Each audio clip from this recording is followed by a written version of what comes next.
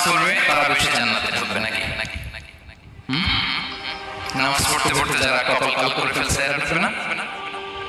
যারা হজ করতে করতে বড় হাজী সাহেব হয়েছে, জিকির করতে করতে হাতে 3-4টা তাসবিহ রেখেছে, তাদের কথা বলা হয়েছে।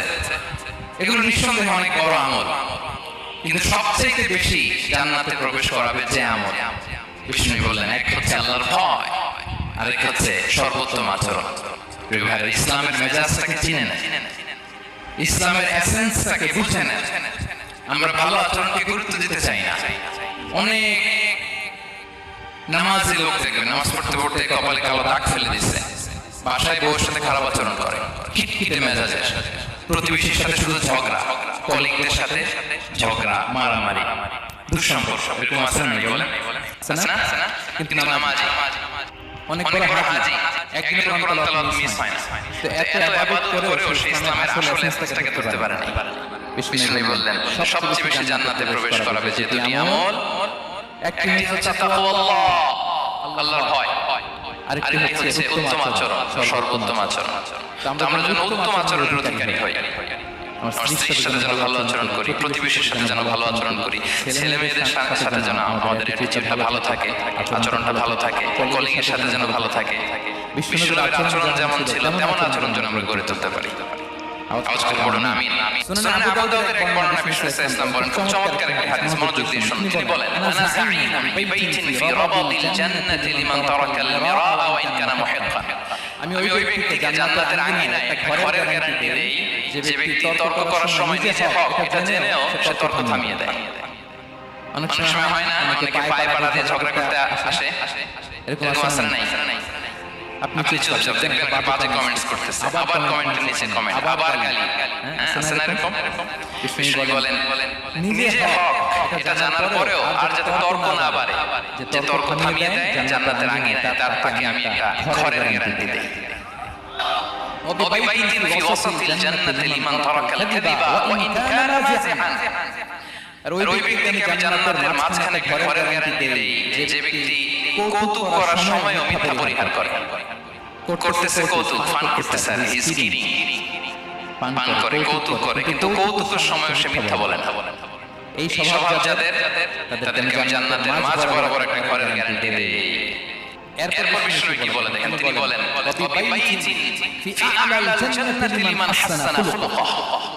আর জান্নাতের একেবারে হাইস্ট পিক অফ প্যারাডাইস, জান্নাতের সর্বোচ্চ স্তরে আমি একটা ঘর বা একটা বাসভবনের গ্যারান্টি ওই ব্যক্তিকে দেই যে তার আচরণটা সুন্দর করেছে, যে সুন্দর আচরণের অধিকারী হয়েছে, তাকে জান্নাতের হাইস্ট পিকে আমি একটা বাসভবনের গ্যারান্টি দেই। তাহলে বলেন তো, আমাদের আচরণটা সুন্দর করার দরকার আছে না? নাই? এটা খুব ছোটখাটো একটা আমল, তাই না? কথা বলেন। দক্ষিণ কোরিয়ার প্রবাসী ভাইরা আওয়াজ করে বলেন, এটা কি ছোট আমল? দেখলে সালাম দিব, সুন্দরভাবে কথা বলবো, ভালো উইশ করব, হিংসা জিঘাংসা অহংকার থেকে মুক্ত থাকবো, খিটখিটে মেজাজের হব না, অলওয়েজ স্মাইলিং ফেস থাকবে আমার, হৃদ্যতাপূর্ণ আচরণ। এই কাজটা কি ছোট আমল? আওয়াজ করে বলেন, এই আমলটা কি ছোট না বড়? প্রিয় ভাইরা, বিষ্ণু সাল্লাল্লাহু সবার সাথে এরকম মাধুর্যতাপূর্ণ আচরণ করতেন, ছোট থেকে বড়, নারী থেকে পুরুষ, বন্ধু থেকে শত্রু, সবার সাথে সুন্দর আচরণ করতেন। এবং তার এই চমৎকার আচরণে মুগ্ধ হয়ে তার অনেক শত্রু মুহূর্তে তার বন্ধুত্বে পরিণত হয়েছে। বিষ্ণু সাল্লাল্লাহু কাছে যখন কোনো শিশু নিয়ে আসা হতো, তিনি তাহনিক করতেন। হাদিসে এসেছে, সিরায় এসেছে, তাহনিক কি? খেজুর চিবিয়ে খেজুরের মিষ্টি রস লালা সহ বাচ্চার মুখে লাগিয়ে দিতেন। আলেমদের কাছে, অনেক আলেমদের কাছে আসে, আমার কাছে অনেক এসেছে বাচ্চাদেরকে নিয়ে, তো আমরা এই সুন্নাহর উপর আমল হিসেবে খেজুর চিবিয়ে রসটা মুখে ঢুকিয়ে দিয়েছি, বারাকা। বিষ্ণু সাল্লাল্লাহু বারাকা নেওয়ার জন্য আসতো ছোট বাচ্চাদেরকে নিয়ে। মদিনায় যখন সাহাবারা হিজরত করলেন মক্কা থেকে, মুসলিমদের ঘরে সন্তান নাই, বাচ্চা কাচ্চা হয় না, ইহুদিরা টিটকারি করে, কিন্তু মুসলমানদের সন্তান নাই।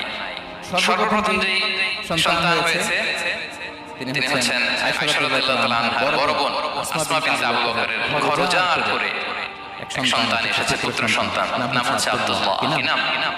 আব্দুল্লাহ ইবনে জুবাইর। তো আসমা আব্দুল্লাহকে করে নিয়ে বিষ্ণুর কাছে আসলেন। বিষ্ণু খেজুর চিবিয়ে ওনার লালা মিশ্রিত রস খেজুর সহ মুখে লাগিয়ে দিলেন। আসমা সবসময় গর্ব করে বলতেন যে আমার সন্তানের পাকস্থলীতে সর্বপ্রথম যেটা ঢুকেছে এটা হচ্ছে বিশ্বনবীর লালা মিশ্রিত খেজুরের রস। আল্লাহু আকবার। বাচ্চারা আসলে বিশ্বনবীর তাহনিক করতে এবং এটা ল্যাবরেটরিক্যালি প্রুফ, সায়েন্টিফিক্যালি প্রুফ যে বাচ্চা জন্মের পরে এরকম মিষ্টি দিলে, স্পেশালি ডেটস নির্যাস যদি দেওয়া হয় তাহলে এটা তার ইমিউন সিস্টেম বাড়ায়, রোগ প্রতিরোধ ক্ষমতা বাড়ায়, তার ব্লাড সার্কুলেশন বাড়ায়, রক্ত সঞ্চালন বাড়ায়। বিশ্বনবী এটা করতেন। অনেক মায়েরা বড়দের জন্য বিশ্বনবীর কোলে বাচ্চা দিতেন, অনেক বাচ্চা বিশ্বনবীর কোলেই পেশাব করেছে। হাদিস সাক্ষী। ওখান থেকে মাসালা এসেছে, মেয়ে বাচ্চা পেশাব করলে কিভাবে ক্লিন হবে, ছেলে বাচ্চা পেশাব করলে কিভাবে ক্লিন হবে। বিশ্বনবী কোলে নিয়েছেন, পেশাব করে দিয়েছে ভরায়। আল্লাহু আকবার। বাচ্চাদের মাথায় তিনি হাত বুলিয়ে দিতেন। যেই বাচ্চার মাথায় বিশ্বনবী হাত বুলাতেন ওই বাচ্চার মাথায় খুব বেশি বেশি চুল গজাতো। সুবহানাল্লাহ পড়বেন না? এক ভণ্ড, সেও ছিল নবী দাবিদার, মুসাইলামাতুল কাযযাব। সে নবীকে কপি করত, নবী যা যা করতেন তাই করত। তো সেও তার এলাকায় অনেক বাচ্চাদের মাথায় হাত বুলাতে দিতে শুরু করলো যে মুহাম্মদ বাচ্চার মাথায় হাত বুলালে বাচ্চার মাথায় চুল বড় হয়, আমিও তাই করতাম। সে বলতো আমিও নবী। সে বলতো নবুয়া নিসফুন লি ওয়া নিসফুন লাকি ইয়া মুহাম্মদ। হে মুহাম্মদ, নবুয়ত তোমার অর্ধেক, আমার অর্ধেক। কি মামুন বলে দেখছেন? বলে আমাকে বুঝিয়ে দাও। তো নবীকে কপি করত। বিশ্বনবী কুয়ার মধ্যে লোনা পানির কুয়ায় থুতু ফেললে মুহূর্তে লোনা পানির কুয়া মিঠা পানির কুয়ায় পরিণত হতো। এই বদমাশটা যখন কপি করে থুতু মারছে ওদের এলাকার কুয়ায়, ওটা ছিল মিঠা পানি, ওটা মুহূর্তের মধ্যে লোনা পানির কুয়া হয়ে গেছে। তো বিশ্বনবীকে কপি করে সে তার এলাকার নবজাতক বাচ্চাদের মাথায় যখন হাত বুলিয়ে দিতে শুরু করলো, পরবর্তীতে দেখা গেল ওই বাচ্চাগুলো আজীবন ছিল টাকমাথা। চুল বাড়বে তো দূরের কথা, তাদের মাথায় চুলই ওঠে নাই। আল্লাহু আকবার। মুআজিজাতুন নবী। বিশ্বনবী মাথায় হাত বুলিয়ে দিতেন, বাচ্চাদেরকে চুমু খেতেন। আপনারা বাচ্চাদেরকে কোলে নেবেন, আদর করবেন, চুমু খাবেন, বিশ্বনবীর সুন্নাহ এটা। বাচ্চাদের সালাম দিতেন। মাঝে মাঝে বাচ্চাদের সাথে মজা করতেন, তাদের সাথে খেলাধুলা করতেন। বাসার সময় পেলে এটা করবেন, ছেলেমেয়েদের নিয়ে খেলতে নেমে যাবেন। শুধু বাচ্চাদের সাথে ফান করতেন এমন না, ভুল দেখলে শুধরে দিতেন।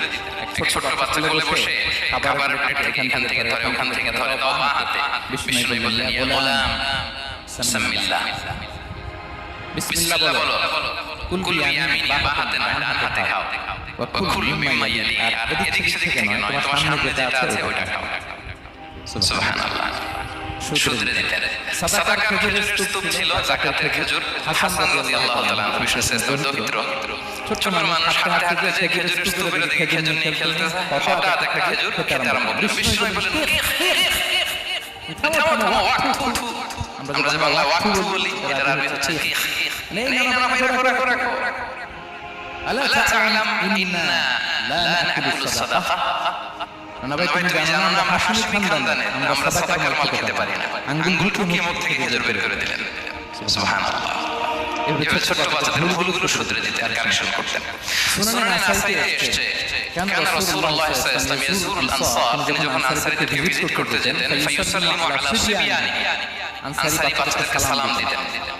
আপনারা বাচ্চাদের সালাম দেন তো নাকি বাচ্চাদের সালামের জন্য বসে থাকেন? অনেকে মনে করে যে আমি মুরব্বি, হাজী সাহেব, 80 বছর বয়স, আমি তো শুধু সালাম পাবো, আমি দিব কেন?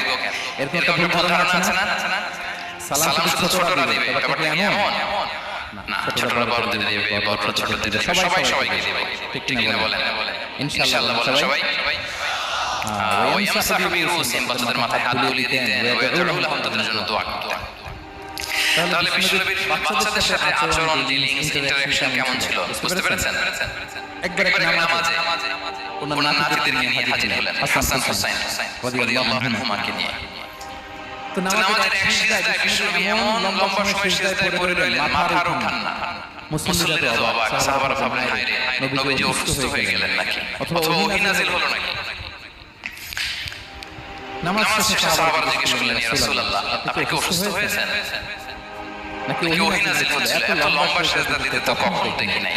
বিশ্বনবী বললেন, না না, কুল্লু যালিকা লাম ইয়াকুন, কোনটাই না, বরং ওয়ালাকিন নাদামিনি ইরতাহালানি, আমার নানা ভাই হাসান হুসাইন সিজদারত অবস্থায় আমার পিঠের উপরে উঠে বসেছিল। ফাকারিতু আন উআজ্জিলাহু হাত্তা ইয়াকদিয়া হাজাতা,